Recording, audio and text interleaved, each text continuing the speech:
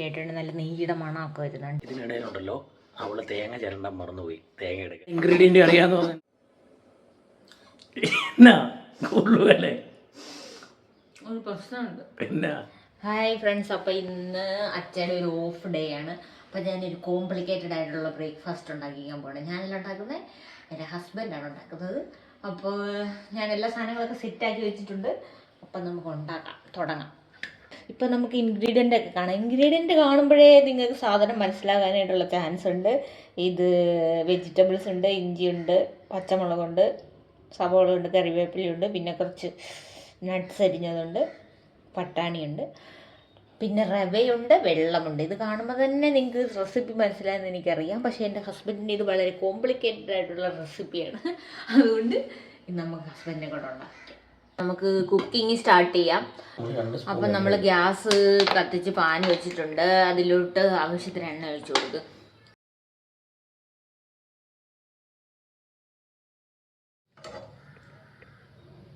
എണ്ണ ചൂടായിട്ടുണ്ട്. അപ്പം കടുക് ഇട്ട് കൊടുക്കുക.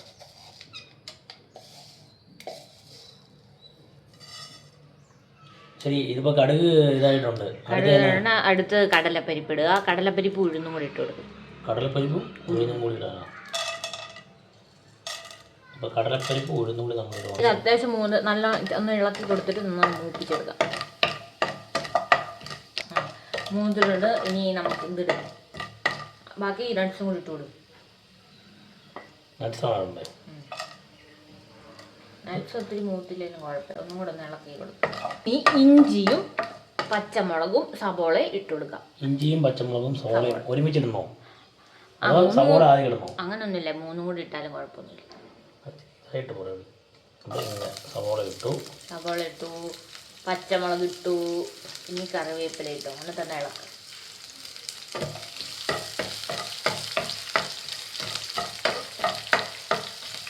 ക്യാരറ്റും ബീൻസും കണ്ണനും കൂടെ കൊടുക്കേണ്ടതുകൊണ്ടാണ് ഞാൻ ഈ ക്യാരറ്റും ബീൻസും ഇടുന്നത്. അല്ലെങ്കിൽ ക്യാരറ്റും ബീൻസും ഇട്ടില്ലെങ്കിലും കുഴപ്പമൊന്നുമില്ല.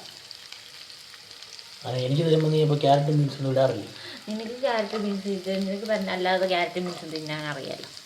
അവനങ്ങനെ കഴിക്കത്തില്ല വെജിറ്റബിൾസ്. അതുകൊണ്ട് ഞാൻ ഇങ്ങനെയുള്ള ചില ട്രിപ്പിൽ സാധനങ്ങളൊക്കെ ഇട്ട് കൊടുക്കാറ്. തേങ്ങ ആദ്യം പറഞ്ഞ ഇൻഗ്രീഡിയൻസ് ഇല്ലാത്തൊരു ഇൻഗ്രീഡിയൻ്റ് ആണ് കേട്ടോ. രണ്ടാമത് വന്നതാണ്. തേങ്ങ ഇട്ട് കൊടുത്താൽ തേങ്ങ അധികം മൂക്കണ്ട. അതിന് മുന്നേ നമ്മൾ അളന്ന് വെച്ചിരിക്കുന്ന വെള്ളം ഒഴിച്ചു കൊടുക്കാം. അതിന് മുമ്പ് ഇത് ഇതെല്ലാം ലോ ഫ്ലെയിമിലാണല്ലേ? ലോ ഫ്ലെയിമിലാണെന്നുള്ള പറയണ്ടേ? ഇനിയിപ്പോൾ എന്ത് ചെയ്യണം? വെള്ളം ഒഴിക്കുക. അതായത് അളന്ന് വെച്ചിരിക്കുന്ന വെള്ളം നമുക്ക് ഒഴിച്ചു കൊടുക്കാം. അതായത് 1 ഗ്ലാസ് റവയാണ് എടുത്തത്. അതിനകത്ത് 1.5 ഗ്ലാസ് വെള്ളം. 1 ഗ്ലാസ് റവയ്ക്ക് 1.5 ഗ്ലാസ് വെള്ളം. 1 ഗ്ലാസ് വെള്ളം. അപ്പോൾ 1 ഗ്ലാസ് റവ കൊണ്ട് എന്തോരം പേർക്ക് കൊടുക്കാൻ പറ്റും? നമുക്ക് 2 പേർക്ക് കഴിക്കാം. പിന്നെ കണ്ണൻ അധികം കഴിക്കത്തില്ലല്ലോ. വെള്ളം ഒഴിച്ചിരിക്കാം. ഇനി കുറച്ച് ഫ്ലെയിം വെച്ചിട്ട് കൂട്ടി വെക്കാം.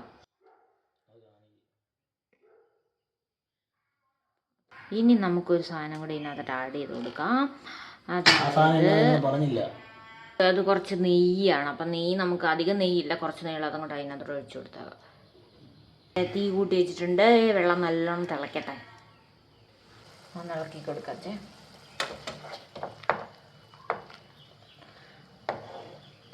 ഓക്കെ, ഒന്നാട്ടിക്ക്. ഇപ്പം നന്നായിട്ട് തിളച്ച് വന്നിട്ടുണ്ട്. നല്ലോണം തിളച്ച് കഴിയുമ്പോഴത്തേനും ഈ നമുക്ക് റവ ഇതിനകത്തോട്ട് ഇട്ട് കൊടുക്കാം. റവ ഇട്ട് കൊടുക്കുമ്പോൾ ഇളക്കി ഇട്ട് കൊടുക്കണം. അതായത് ആ സ്പൂൺ വെച്ചിട്ട് ഇളക്കി ഇട്ട് കൊടുക്കും.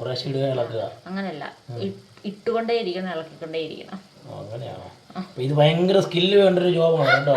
നിങ്ങൾ എല്ലാവരും ശ്രദ്ധിച്ചോണം. ഇത് ഇടുകയും വേണം, ഇളക്കുകയും വേണം കേട്ടോ. ഉണ്ടോ?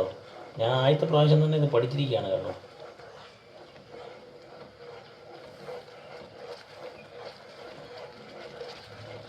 അപ്പം ഞാൻ കട്ട പിടിക്കാതിരിക്കും. ഓ, ഇത് കട്ട പിടിക്കാതിരിക്കാൻ വേണ്ടിയാണ് ഇങ്ങനെ ചെയ്യുന്നത്. ഞാൻ ചെയ്യുമ്പോൾ കട്ട പിടിക്കുന്നുണ്ടല്ലോ. ഇത് വെള്ളം കുറവാണോ? വെള്ളം കുറവൊന്നുമില്ല. നല്ലോണം ഇളക്കും. തീ കുറച്ചിട്ട് നല്ലോണം ഇളക്കും. നീ നാട്ടിൽ പോയി കഴിയുമ്പോൾ ഞാൻ ഈ വീഡിയോ കൊണ്ട് തന്നെ ഞാൻ ഉപ്പുമാവ് ഉണ്ടാകും. നമ്മുടെ വീഡിയോ വെച്ച് തന്നെ നമ്മൾ ഉപ്പുമാവ് ഉണ്ടാകും. അതെങ്ങനെ ഉണ്ടാവും? അടിപൊളി. ജസ്റ്റ് ഒരു മൂടി വെച്ചൊരു 5 മിനിറ്റ് പോലും വേണ്ട, വെച്ചാൽ മതി. അപ്പം നമ്മുടെ സുഹൃത്തുക്കൾ, നമ്മുടെ കോംപ്ലിക്കേറ്റഡ് ഡിഷ് ഇപ്പോൾ റെഡി ആയിട്ടുണ്ട്. ഈ ഡിഷ് ഇപ്പോൾ എന്താണെന്ന് നിങ്ങൾക്ക് എല്ലാവർക്കും മനസ്സിലായി കാണും. വേറൊന്നുമല്ല, ഉപ്മാവ് തന്നെയാണ്. അതിൻ്റെ കോംപ്ലിക്കേഷൻ എന്താണെന്ന് പറഞ്ഞാൽ നമ്മൾ കുറച്ച് മുമ്പേ പറഞ്ഞില്ലേ. ഒന്ന് ഇതറിയാൻ മേലാത്തവർക്ക്, ഇതറിയാൻ മേലാത്ത ഞാൻ ആദ്യമായിട്ട് ചെയ്യുന്നതാണ്. രണ്ടാമത്തെ കാര്യം എന്താണെന്ന് വെച്ച് കഴിഞ്ഞാൽ ഒരേ സമയം റവ ഇടുകയും ഒരേ സമയം നമ്മൾ ഇളക്കുകയും വേണം.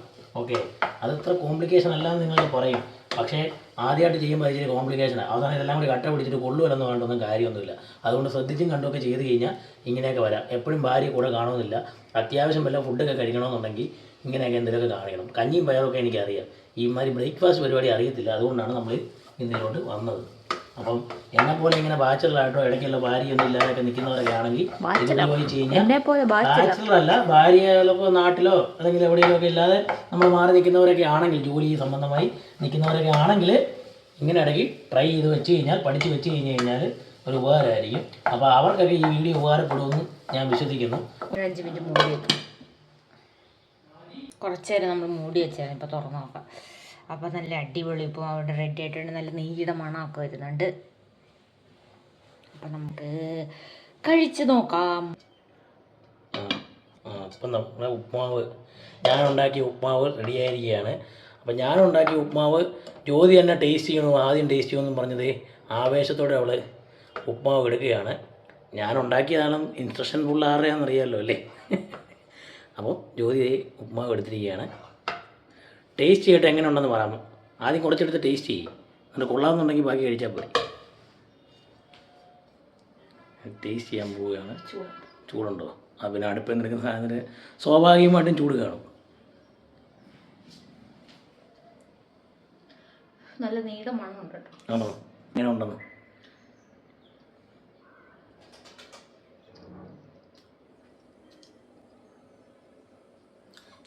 എന്നാ കൊള്ളുവല്ലേ? ഒരു പ്രശ്നമുണ്ട്. എന്നാ ഉപ്പിട്ടില്ല. ഉപ്പിട്ടിട്ടില്ല കേട്ടോ ഗൈസ്. നമ്മളെ ഉപ്പുമാവ് ഉണ്ടാക്കാൻ പഠിപ്പിച്ച, എന്നിട്ട് ഉപ്പുമാവിന് ഉപ്പില്ല. സത്യമായിട്ട് ഉപ്പ് മറന്നുപോയി ഉപ്പിടാൻ. എന്റെ ദൈവം, ആ ഇൻഗ്രീഡിയന്റ് കണ്ടപ്പോഴേ എല്ലാവർക്കും മനസ്സിലായി കഴിഞ്ഞു ഉപ്പില്ല എന്നുള്ളത്. ഇനിയിപ്പോ എന്നാ ചെയ്യുന്നത്? കടുകും അവിടെ വെച്ചിട്ടുണ്ടായിരുന്നില്ല, പക്ഷെ ഉപ്പിന്റെ അരിയെ മറന്നു വെച്ചേ. അപ്പൊ നമുക്ക് ഉപ്പില്ലാതെ ഉപ്പുമാവ് വന്നിട്ടുണ്ട്. അപ്പൊ ഉപ്പുമാവ് ഫ്ലോപ്പ് ഗൈസ്. അപ്പൊ ഉപ്പ് പോയി കഴിഞ്ഞാൽ ഇനിയിപ്പോ എന്നാ ഇച്ചിരി ഉപ്പ് നമുക്ക് വെള്ളത്തിലോട്ട് കലക്കി ഒഴിച്ചാലോ? ശരിയാകത്തില്ല.